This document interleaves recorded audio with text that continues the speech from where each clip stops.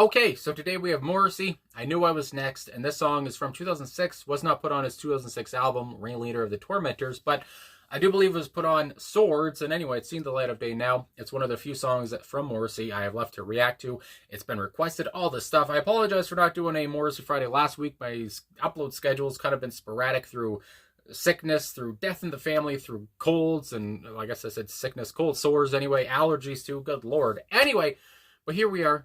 Getting back into a video. Let's get into this. I Knew I Was Next. Intriguing title. I'll shut up now. Let's go. Foreshadowing, I guess, too, with the title.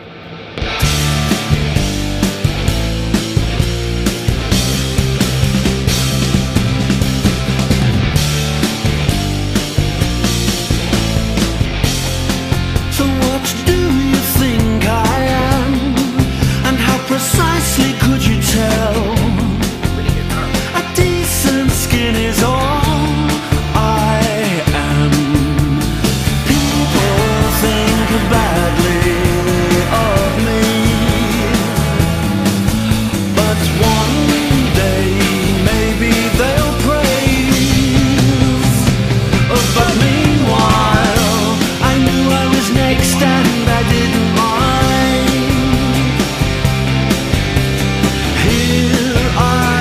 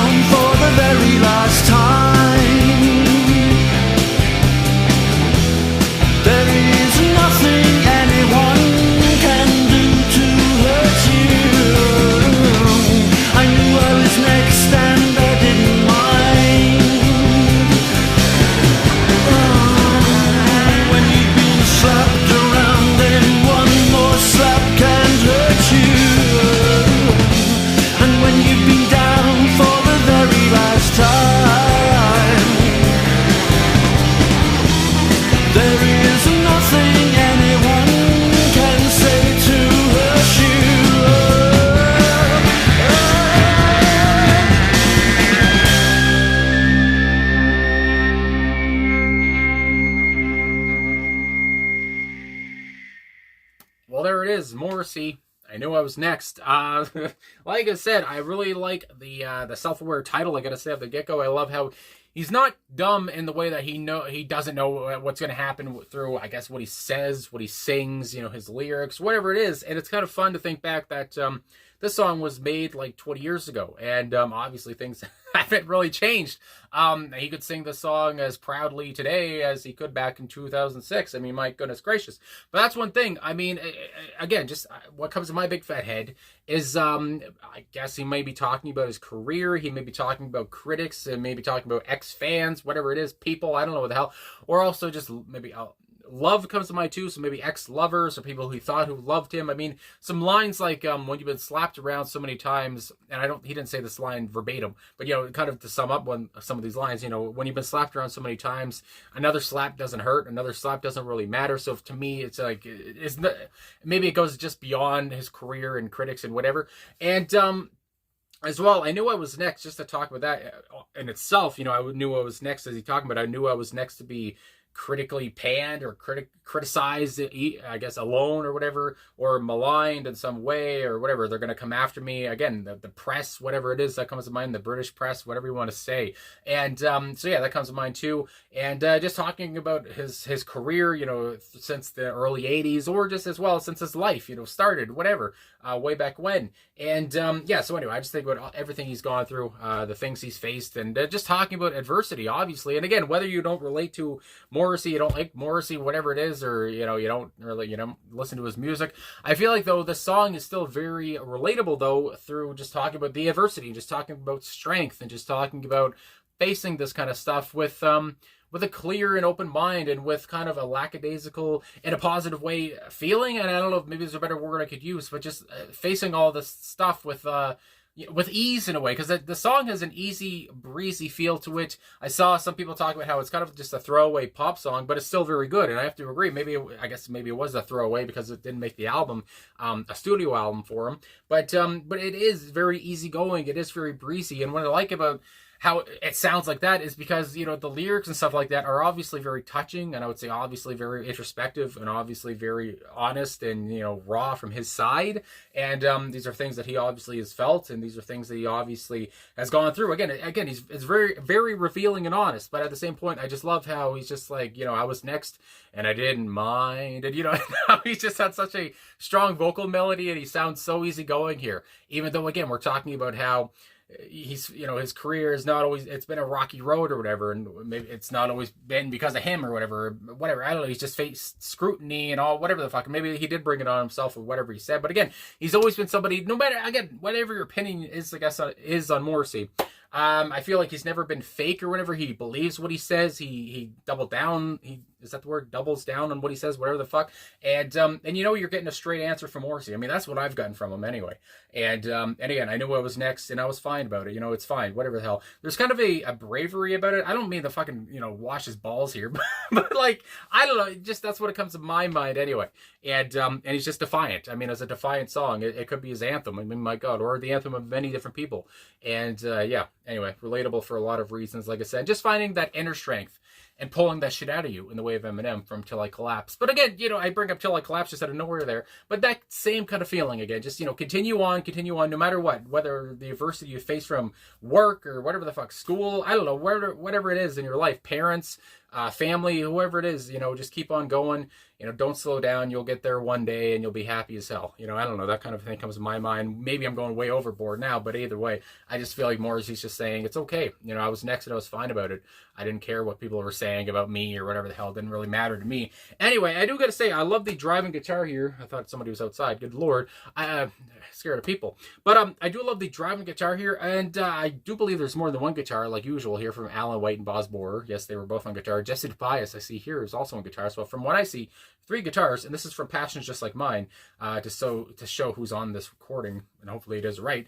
Anyway, 3 guitars, and I did feel like one of the guitars in particular, anyway, there's a gritty feel to it, there's kind of, I don't know, a roughness to it anyway, but then as well, there's an easy breezy feel to another guitar, and anyway, like I said, I felt like the guitar drove the song. As well, though, bass guitar here, who is Gary Day, I've said his name a lot, my goodness gracious, but Gary Day. I really enjoyed how I feel like his bass line was pretty simple, but at the same point, it was a bit emphatic. Is that the word I want to use? I don't know. It was bold, though. I always say bold. God damn, I got to find another word, search up synonyms or something. But yeah, I feel like he was doing maybe a simple thing, whatever, but it was very kind of prominent anyway. You could hear what the hell he was doing anyway. I love the guitar and bass work. And again, how it kind of pushed the song along while Morrissey had that strong vocal melody. And again, I feel like for so many different songs, no matter if they're great or not or whatever, Morrissey's voice seems to always be pretty fucking good. I mean, I don't know. I don't feel like he's ever had a song where he sounds like a gravelly old guy or something. Anyway, again, he sounded strong here, and this was, I guess, 20 years ago, so I guess you might expect that even more. Alan White, okay, I already said Alan White's on guitar here. I don't know why I'm talking about it again, but he was also on backing vocals too, so there you go there too. And then Matt Chamberlain on drums. It's another Matt, but it's not Matt Walker. It's Matt Chamberlain here. And I love his drummer too. Fast at times, timely at times, very quick-witted, I felt like too. Quick-witted, I guess just quick. I don't know why I said witted. But very quick at times too, and very noisy. I like how he had a bit of noise to him. I don't know if that makes sense, but it just, I don't know, you could hear his little riffs, his little fills and all this stuff behind Morrissey too, and you could hear that he was having quite the ball back there. I felt like anyway, again, pretty fast to me, and I like that kind of a feeling. A bit of ferocity to it as well, a bit urgent. I don't know, I felt like at times too, even though the song, I guess, again, had kind of a lackadaisical feel, there was a bit of urgency I got at points. Michael Farrell on keyboards, piano, and organ. Again, that says all three of them for the song, so there you go there. And again, Mikey, I've seen him called anyway, Michael Farrell here. He's another great keyboardist for Morrissey here. He's had a few, but Roger Manning is another one that comes to mind. But I felt like, here he was big on many different points, and I thought I heard like a tuba at one point. Maybe it was just the keyboard or the organ or the piano there. But anyway, yeah, he was integral to the sound, and when the piano would come in, I feel like maybe going in or out of the chorus, I can't remember now, but there was a brightness to it, and again, it added to the whole kind of positive feel of the song, and again, that kind of adversity feel, I guess, again, anyway, if that makes sense there too. So there you go there. Hopefully you understand that. That's clear as mud, my goodness gracious. But yeah, again, I love the message of the song. I love the kind of galloping, jumpy feeling to it. It's bouncy as all get out, and yeah, there's a point to that. I mean, now we get into lyrics and see what the hell he's talking about. But it's pretty straightforward, I think, anyway. So what do you think I am? And how precisely could you tell? Now, to me, it seems like he's talking directly to, like, a critic of some kind. Maybe not even a music critic, but just maybe somebody in his life who just thinks they know him, just because they've seen him or they've heard him, whatever the hell. But maybe, you don't actually know me. That kind of a thing comes to mind too. But anyway, so what do you think I am? Tell me what you think I am, anyway, and how precisely could you tell? Anyway, or maybe Morrissey's just being, very revealing here and saying, like, my God, how did they find out? Anyway, a decent skin is all I am. And he says it a couple times, a decent skin is all I am. And I was like, what does that mean? Is there more to that? Or, a decent human is all I am? Is that he talking to himself there? Anyway, people think badly of me. And again, very straightforward there. People think badly of me. Some people don't like me. And again, this is 20 years ago and he's still saying that then. But one day maybe they'll praise me. Oh, but meanwhile. And again, he goes on to say this later too in a different way when he says I'm in the grave, I think, but we can talk about it here too. I feel like for a lot of musicians, and Morrissey back here in 2006 would have been like, hold the phone, pause for a burp, and to look at Morrissey's age. So back here, he was born in 59, he was like 47 here, and I just say that to think about how there's a lot of artists who, what comes to mind first is artists who die young, who are looked at obviously different if they had gone on. God only knows, I think of people like Kurt Cobain or Jim Morrison, Jimi Hendrix, I mean the whole 2070 Club, I guess. You never know how these people would have panned out if they had a full career like Morrissey has. Would they have gone on to have even more success, or would they have faded out? Would the bands have stopped? I mean, again, I think about Jim and Kurt. I think Nirvana and The Doors wanted to take a break anyway, and that was coming up. God only knows how it would have all went down. Anyway, how would these artists be viewed if they had lived? Or if Morrissey died at this age at 47, would they look different at him? I don't know, just this kind of stuff comes to mind anyway, if that makes any sense. Maybe one day they'll praise me when I'm dead. And if I died earlier, maybe they would have praised me as a genius back then. I don't know, all this stuff comes to mind anyway, and just makes me think. But anyway, maybe they'll praise me once I'm gone. God only knows. Some people will. Some people might, I guess, dance on his grave. That's what happens for a lot of people, I feel like. Anyway, everyone has enemies, and a lot of people like at the same time. I knew I was next. next and I didn't mind. Again, just I love his mindset here. I didn't mind. I didn't give a shit. You know, that's another way of saying it. Here I offer you my life for any debts you're due. And when you've been down for the last very time, there's nothing anyone can do to hurt you. And obviously, I feel like he says the very last time, but I don't feel like he's been down the very last time. Even today, I feel like he's probably going to be down even more times. So he'll keep getting back up or whatever, to the disgust of some people probably. But yeah. Once you've been down so many times, once you've been kicked around, slapped around, like he says later on too. He says a lot of the same stuff in different ways, but I like it anyway. It's very nice to the ears, but you get used to it in a way, or you find that strength to get back up and keep going. At the same time, it can't hurt you anymore because you've been hurt so much, or you've just put up a wall, which obviously isn't healthy in the same way there too.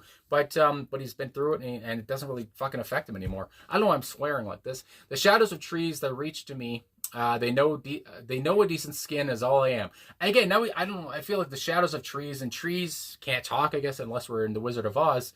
But they know a decent skin is all I am. They know I'm a decent human, maybe. They know I'm a decent guy when it's all said and done. I don't know if that comes to mind there. You know, some people know I'm okay, but other people don't like me at all. And then he says people think badly of me.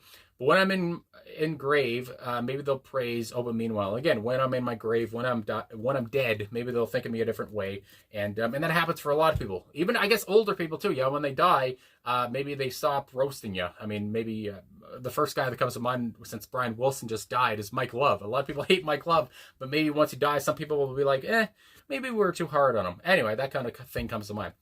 Knew I was next, and I didn't mind. Here I offer you my life for any debts you're due. And again, when he says that, I don't know if he's talking to, again, critics maybe, somebody in his life anyway, a lover, an ex-lover. Here I offer you my life for any debts you're due. Again, is he being sarcastic or something? Because I wouldn't put it past him to be doing that. And when you've been down for the very last time, there's nothing anyone can do to hurt you. Oh, but meanwhile, and then we go on. I knew I was next, and I didn't mind. It's the same thing repeated on there. But then the last time, it is a little bit different when you've been slapped around, and one more slap can't hurt you. Again, it's sad as hell when he's put like that, when he's been used to being slapped around or whatever. But obviously, he's used to it, and it doesn't affect him, you know, negatively, I guess, maybe anymore. And he's just like, whatever, I don't care. It brushes it off. And when you've been down for the very last time, there's nothing anyone can say to hurt you. Again, sticks and stones can break my bones, but words can never hurt me. My goodness gracious. Of course, at the start they do, but I mean, my God, Morrissey's 47 at this point when the song was made, and he's like, I don't give a fuck. I mean, that's really the, I guess, vibe I'm getting. You know, you can say what you want. I don't give a fuck, you know. Anyway, so, and I feel like, you know, that's relatable for a lot of people. You can say what you want about me. You know, you can have critics about you. And again, I'm just saying for anybody. And, but at the same point, you have to have that strength to believe in yourself, believe what you think, and stand up for yourself too. It's very hard to do, I guess, at the start, especially when you're young and stuff like that. But yeah, I mean, yeah, you gotta do what you want, do what you do to believe in yourself, whatever the hell. Believe in the things you want to believe in, and when somebody comes up to you and, you know, trashes you or what you believe, I mean, stand up for yourself and fight back, or, you know, with words too, not, I guess, physically, but yeah, anyway, just being yourself and being proud of who you are. My goodness gracious. So anyway, I mean, this video was way too goddamn long. I just went on a tangent there, but it spoke to me, I guess, anyway, and I just really enjoyed the song, and it was a nice little bouncy melodic thing. So anyway, I guess that's all I gotta say now. So thanks for watching. Thanks for liking, subscribing, commenting. Again, I'm sorry about the weird schedule upload. I love doing videos, but like, I don't know, life just got in the way, and I've been tired a lot too. It's just been different. It's been weird anyway, since the death of my dog, a death of an aunt. I mean, my goodness gracious, we've been going, but here we are anyway. So thanks for watching, all the support, and I'll talk to you guys again soon.